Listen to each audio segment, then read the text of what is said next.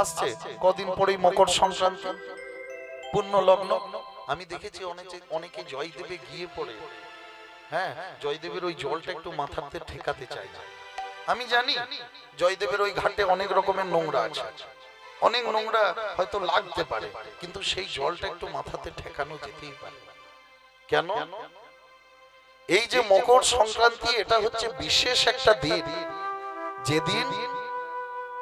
যেদিন এই যে ভগীরথ এবং সগর বংশের যত পুরুষ তারা ওই গঙ্গাতে স্নান করে পড়েই তারা উদ্ধার পেয়েছিল, পুণ্য লাভ করেছিল এই মকর সংক্রান্তির দিনে। এই মকর সংক্রান্তির এই বিশেষ দিনে উত্তরায়ণ হচ্ছে সেই দিন স্বয়ং ভীষ্মদেব মহাপ্রস্থান করেছিলেন।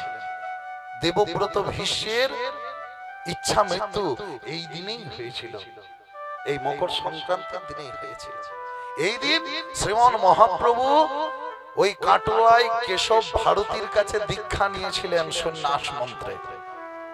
এই বিশেষ দিনেই মস্তক মুন্ডন করে শ্রীমন মহাপ্রভু দীক্ষা নিয়েছিলেন। এটা হচ্ছে সেই মকর সংক্রান্তি। এই দিনই কবি জয়দেব সেই গঙ্গাকে নিয়ে এসেছিলেন অজয়ের ঘাটে, সেই মকর বাহিনীকে নিয়ে এসেছিলেন অজয়ের ঘাটে, যার জন্য আমরা সবাই অজয়ে স্নান করতে যাই।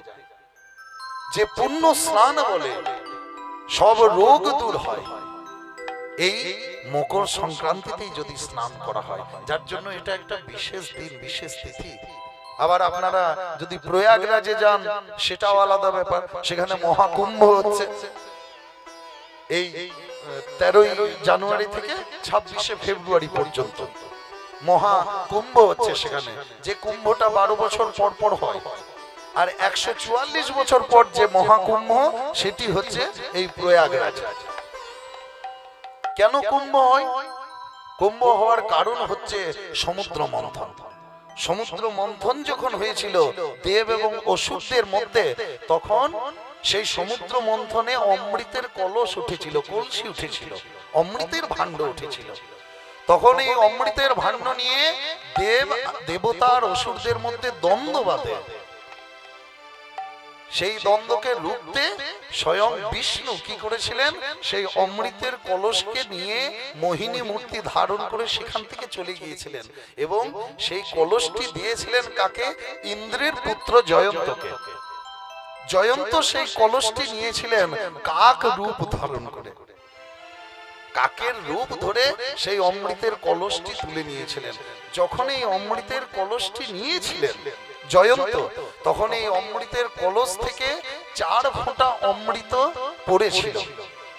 শিব পুরাণ অনুসারে, স্কন্ধ পুরাণ অনুসারে এই যে 4 ফোঁটা অমৃত পড়েছিল, এটি ভারতবর্ষের এই 4টি স্থানে যেখানে কুম্ভ মেলা হয় বা এই মহাকুম্ভ অনুষ্ঠান হয়, 4 জায়গায়। কোথায় কোথায়?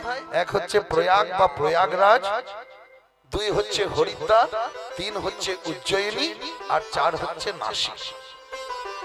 এই 4 স্থানে এই অমৃতের ফোঁটা, 4 ফোঁটা অমৃত পড়েছিল, যার জন্য এই 4 স্থানে কুম্ভ হয়। আর এই প্রয়াগ হচ্ছে গঙ্গা যমুনা সরস্বতীর মিলন ক্ষেত্র, যার জন্য প্রয়াগে কুম্ভ স্নান অনেকেই করেন। এই স্নান করলে সকল রোগ জ্বালা দূর হয়। এই স্নানে কি হয়? স্বর্গ লাভের ফল লাভ হয়। এই স্নানে অশ্বমেধ যজ্ঞের ফল লাভ হয়। এই স্নান করেছিল ওই ভগীরথ এবং তার বংশধরেরা।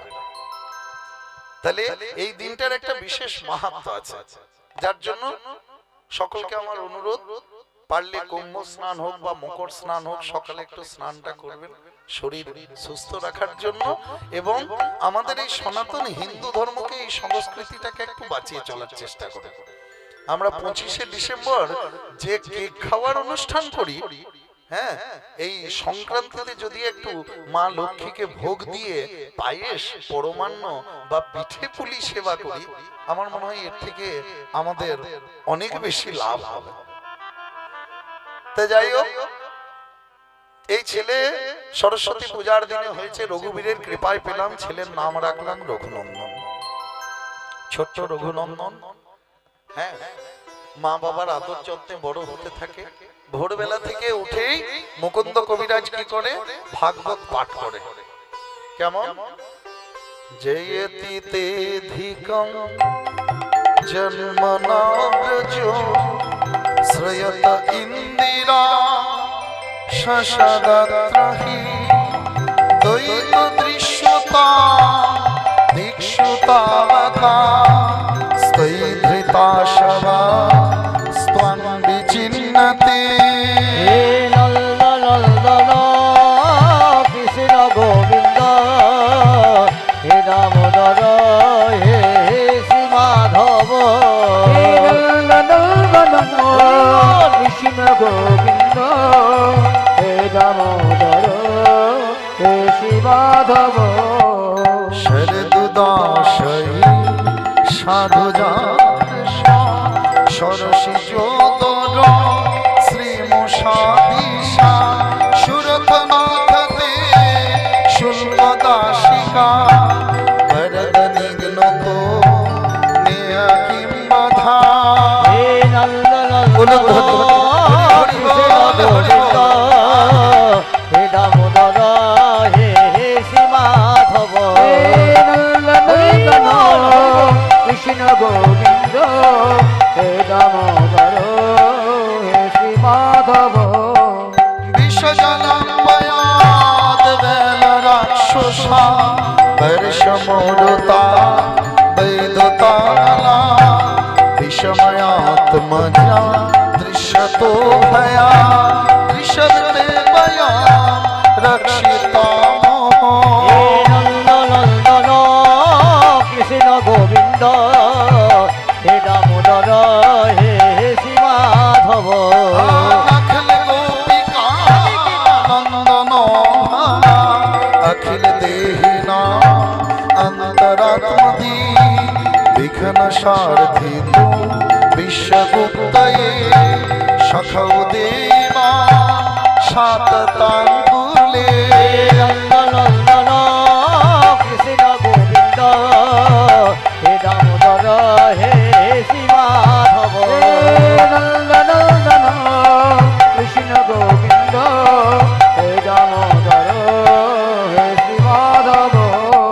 विरचिता भयं वृष्णिधुर्जते चरणमीयुषा संसृतिर्भया करशरोरुहा कान्तकामदं शिरसि धेहि नो श्रीकरग्रहो।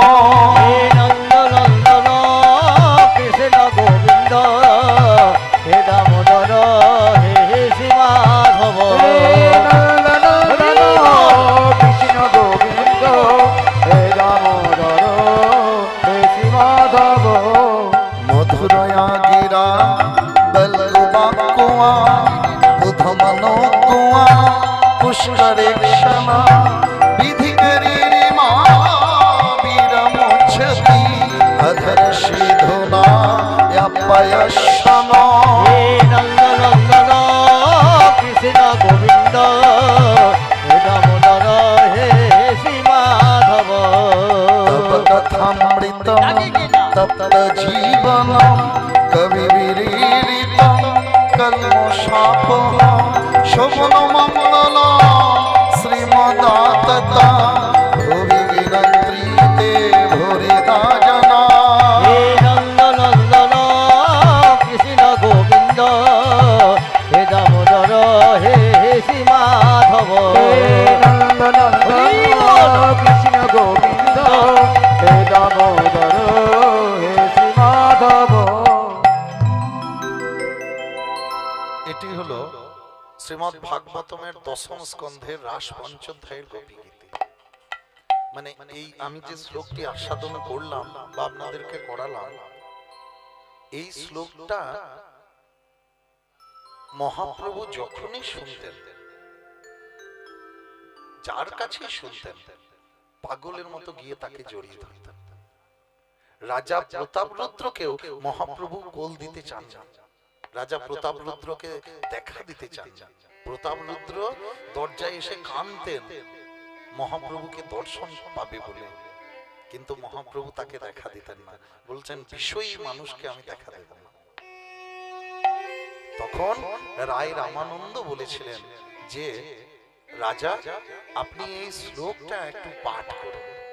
তখন এই শ্লোকটি রাজা প্রতাপরুদ্র পাঠ করে মহাপ্রভু থাকতে না পেরে তাকে এসে পরে একেবারে জড়িয়ে ধরেছিলেন। বিশেষ করে আমরা যারা শ্রীপাঠ ময়না ডালের কীর্তনিয়া তারা এই শ্লোকটি অনেক জায়গায় আস্বাদন করি বা করাই।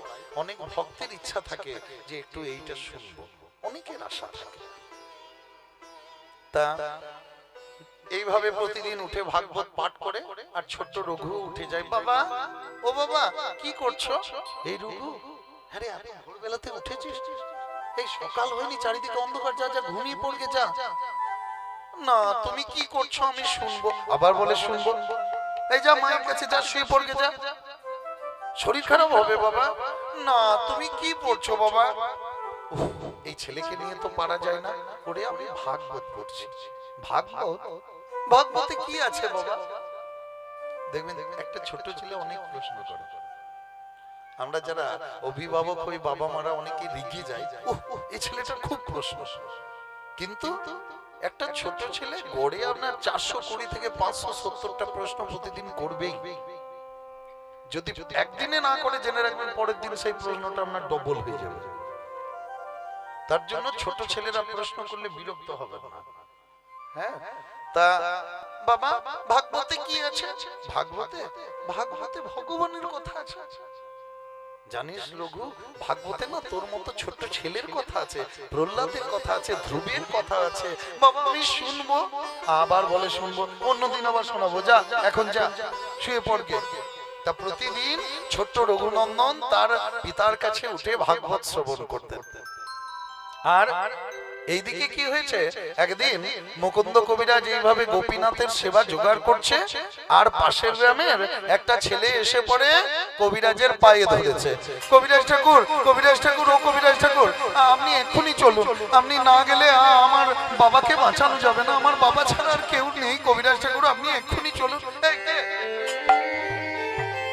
এসে পড়ে পা দুটো ধরেছে, সর সর সর, পা ছাড় বলছি, সরে যা। না আমি পা ছাড়বো না, আপনি এক্ষুনি চলুন। দেখছিস না আমি এখন গোপীনাথের সেবা করছি। না কবিরাজ ঠাকুর, গোপীনাথের সেবা আপনার অন্য দিন করা হবে, কিন্তু আমার বাবার যদি কিছু হয় আমার বাবাকে আর বাঁচানো যাবে না, আপনি চলুন। এ তো খুব মুশকিল, কি করা যায়? একদিকে জীবের সেবা, একদিকে গোপীনাথের সেবা। হে গোপীনাথ, হে গৌর হরি, এখন আমি কি করব? এ তো খুব দোটানায় পড়লাম, সমস্যায় পড়লাম। হঠাৎ মুকুন্দের অন্তর থেকে বলে উঠল, মুকুন্দ, জীব নিত্য কৃষ্ণ দাস, তুমি জীবের সেবা করো, তাহলেই তোমার গোপীনাথের সেবা করা হবে। ও আরেকটা কথা তো আমি ভুলে গেছি, আরে আমার রঘু তো আস্তে আস্তে বড় হচ্ছে, এবার থেকে সেবা পুজোর দায়িত্বটা তো ওই নিতে পারবে। হ্যাঁ, প্রকট শ্রীখণ্ডবাস ভক্তের নাম প্রকট শ্রীখণ্ডবাস ভক্তের নামে মুকুন্দ দাস। প্রকট শ্রীখণ্ডবাস ভক্তের নাম শ্রী মুকুন্দ দাস।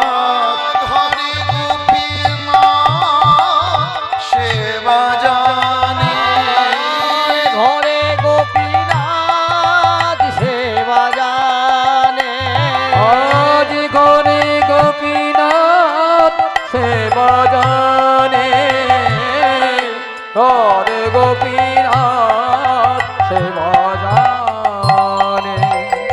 গোপীনাথের সেবা করে, গোপীনাথের সেবা করে, গোপীনাথের সেবা করে, ওই মুকুন্দ দাস প্রাণ ভরে, গোপীনাথের সেবা করে, মুকুন্দ দাস প্রাণ ভরে, ঘরে গোপীনাথের সেবা করে। গেলা কোন কার্যান্তরে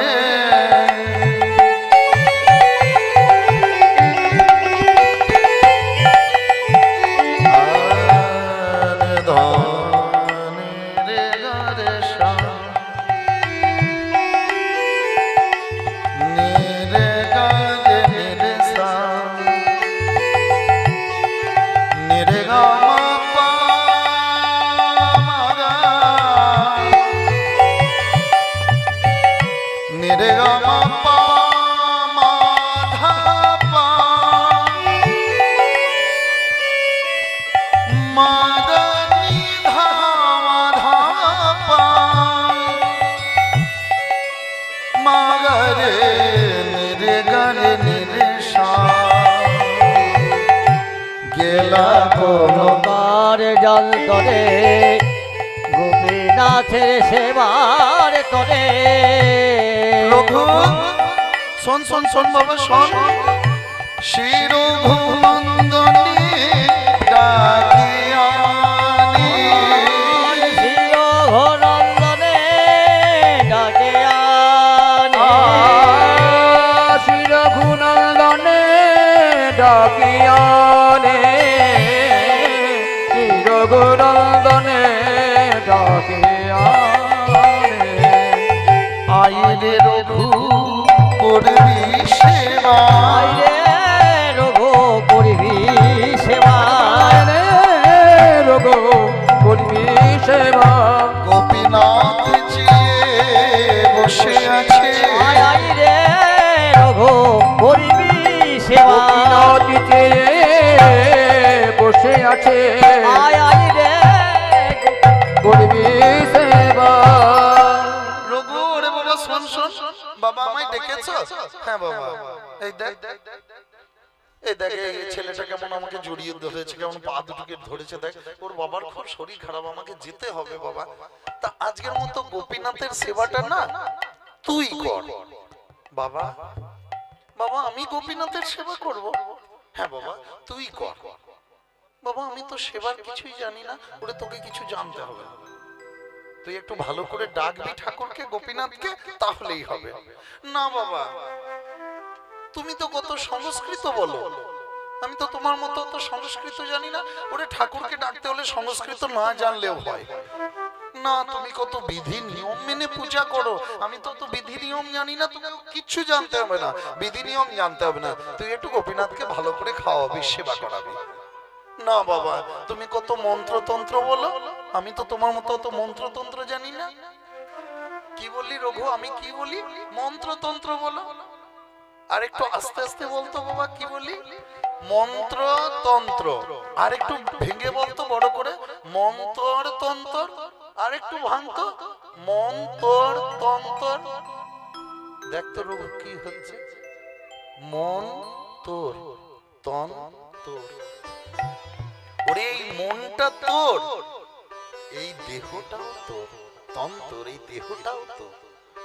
ওরে শুদ্ধ দেহ নিয়ে পবিত্র মন নিয়ে যদি ঠাকুরকে ডাকিস ওই সংস্কৃতের ছড়াগুলো নাই বা বললি রে কি বা হবে শুদ্ধ মন তোর ঠাকি যদি শুদ্ধ মন তোর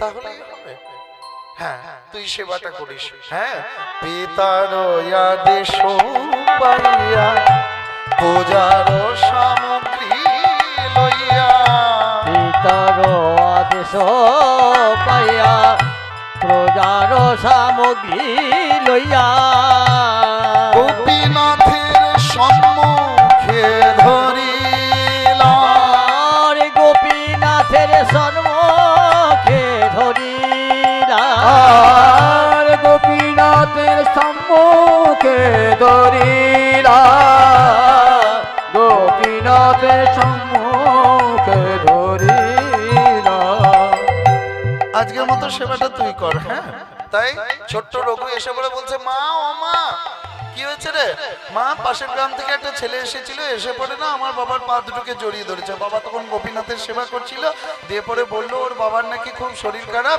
দিয়ে পরে আমার বাবাকে জোর করে নিয়ে চলে গেছে আমার বাবা আমাকে বলেছে গোপীনাথের সেবা করতে তাই আমাকে নাড়ুর থালা দাও আমি গোপীনাথের সেবা করব হ্যাঁ বলে হারি হ্যাঁ কি বললি রে চটর বটর করে বলে দিয়ে চলে গেলি বলছি যে পাশের গ্রামের একটা ছেলে এসেছিল দিয়ে পরে আমার বাবার পা দুটোকে ধরেছে দিয়ে পরে বাবা ওর সঙ্গে চলে গেছে আজকে আমি গোপীনাথের সেবা করব নাড়ুর থালাটা দাও তোর বাবা তোকে সেবা করতে বলেছে হ্যাঁ তুই গোপীনাথকে সেবা করবি হ্যাঁ তাড়াতাড়ি কবিরাজের স্ত্রী নাড়ুগুলোকে সাজিয়ে দিয়ে বলে তোরা বাপ বেটা মিলে যা পারিস করবে যা বাপ বেটার কিছুতে পোষায় না মন ভরে না যা যা নাড়ুর থালা দিয়ে দিয়েছে।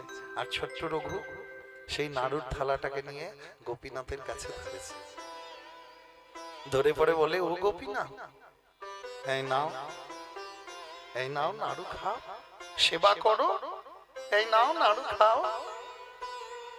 কি হলো, চুপ করে রয়েছে যে? ও, হাতে বাঁশি ধরে আছে বললে নাড়ুটা খেতে পাচ্ছে না। দাঁড়াও দাঁড়াও, আমি বাঁশিটা নামিয়ে দিচ্ছি। বাঁশিটাকে এই বাঁশি নামিয়ে দিয়েছি। হ্যাঁ, এবার খাও। ও, মাথার চূড়াটাতে অসুবিধা হচ্ছে। হ্যাঁ, জানো তো গোপীনাথ, আমার মা না আমাকে ওই নগর কীর্তনের সময় মাথায় চূড়াটা বেঁধে দেয়, আর চূড়ার ভারে আমিও কিছু করতে পারি না। দাঁড়াও, আমি চূড়াটিকেও খুলে নামিয়ে দিচ্ছি। দাঁড়াও, মালা খুলে দেবো। মালাটা ভারী লাগছে, দেখতে পাচ্ছ না মালাটার জন্য কিছু। দাঁড়াও, আমি মালাটাও খুলে দিচ্ছি। নাও, এবার খাও। কি হলো, খাও গোপীনাথ। ও, তুমি রাগ করেছো? বাবা তোমাকে সাজাতে সাজাতে চলে গেছে বলে তোমার রাগ হয়েছে না? আচ্ছা গোপীনাথ, বেশ বেশ, আজ আমি তোমাকে সাজাবো। তবে তবে বাবার মতো করে তো তোমাকে সাজাতে পারবো না। বাবা কত আদর করে, কত যত্ন করে তোমাকে সাজায় ঠাকুর। আমি তো বাবার মতো সাজাতে পারবো না। আমি যেমন করে পারি তুমি তেমনি ভাবে সাজো। আহা,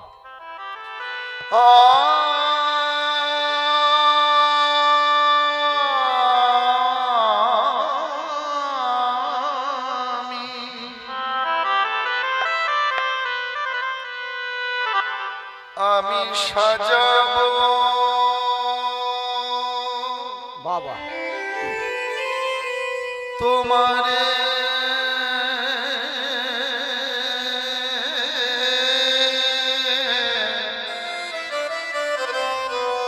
মোহন সাজেতে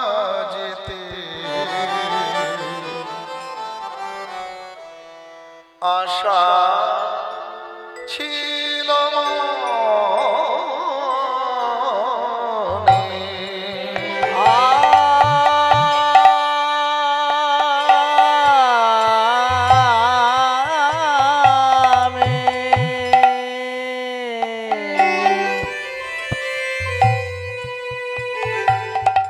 আমি সাজাবো তোমারে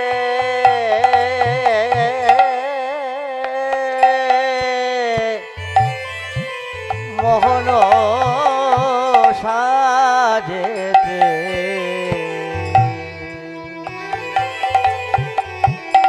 আশা ছিল মনে মনে।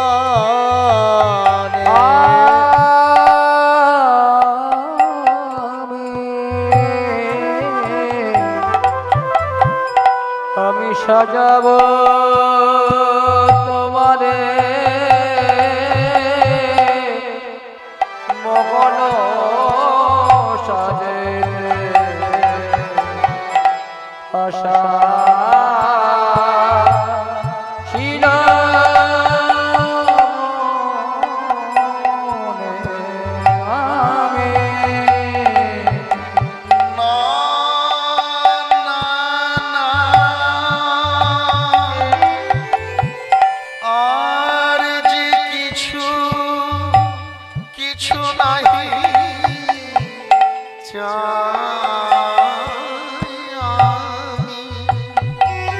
বলে আর যে কিছু নাহি চাবে।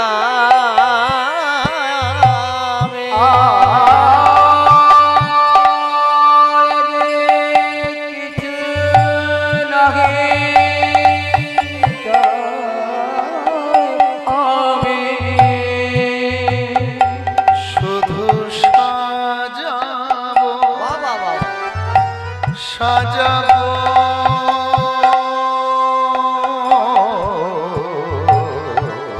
আরে বাবা,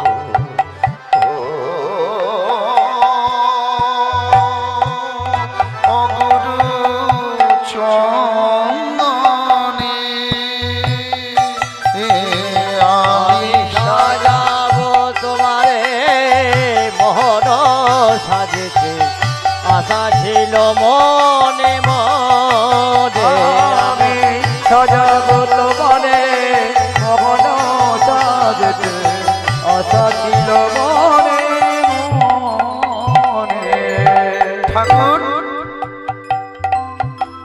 গোপীনাথ আমি তোমাকে সাজাবো, বাবার মতো করে তোমাকে সাজাতে পারবো না ঠাকুর, আমি তোমাকে সোনার মন্দির করে দিতে পারবো না, আমার এই মনের মন্দিরেই তুমি থাকো। আর আমি তোমাকে সাজাবো বাজার থেকে কেনা ফুল দিয়ে নয়, বাজারের ফুলে নয় ঠাকুর, আমি তোমাকে সাজাবো বাজার থেকে কেনা চন্দন কাঠ ঘষে নয়। কোন ফুলে, কোন চন্দনে ঠাকুর? মিশাই আমার ভক্তি চন্দনে, আমার মন কুসুম দেব তোমার ওরা চরণে, আমার ভক্তি চন্দনে মন কুসুম দেব ওরাঙ্গা চরণে, মিশাইয়া ভক্তি চন্দনে মন কুসুম দিব তোমার শরণে, আমি নয়নের জলে ধোয়ানো চরণ, আমার নয়নের জলে ধোয়াব চরণ, নয়নের জলে ধোয়াব চরণ, আশা ছিল মনে মনে আমি সাজাবো তোমারে মোহন সাজেতে, আশা ছিল মনে মনে, আমি সাজাব তোমারে মোহন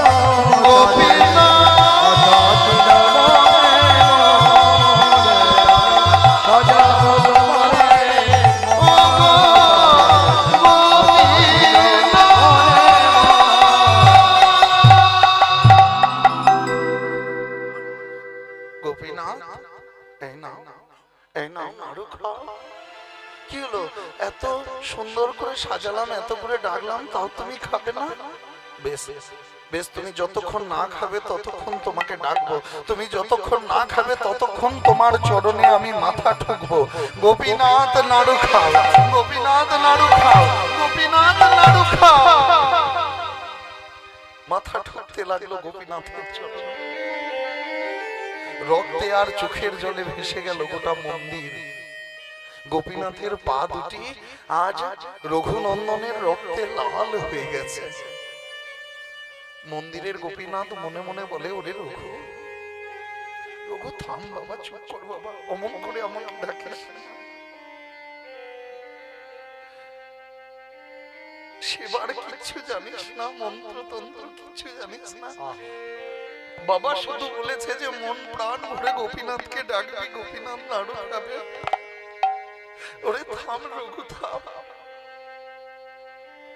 কিন্তু অনর্গল মাথা ঢুকেই যাচ্ছে ছোট রঘুনন্দন। মন্দিরের গোপীনাথ আর